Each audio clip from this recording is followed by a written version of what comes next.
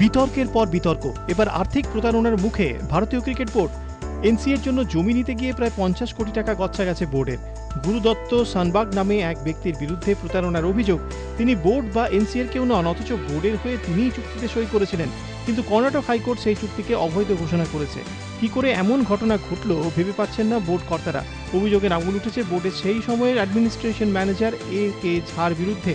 অভিযুক্ত সানবাগ নাকি তার খুবই ঘনিষ্ঠ। ডেভেলপমেন্ট ম্যানেজার রত্নাকর শেট্টিকে তিনি লিখিতভাবে জানিয়েছিলেন বোর্ডের পক্ষ থেকে সানবাগ বিষয়টি দেখছেন, অথচ তাঁর সম্পর্কে শেট্টিকে বিস্তারিতভাবে কিছু জানাতে পারেননি।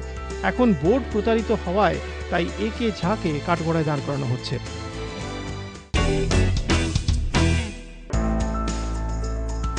ইংল্যান্ডের একটি নাইট ক্লাবে মদ্যপ অবস্থায় অশালীন ব্যবহারের জেরে এবার অ্যাশেজের দল থেকে বাদ পড়লেন মন্টি পানেসর।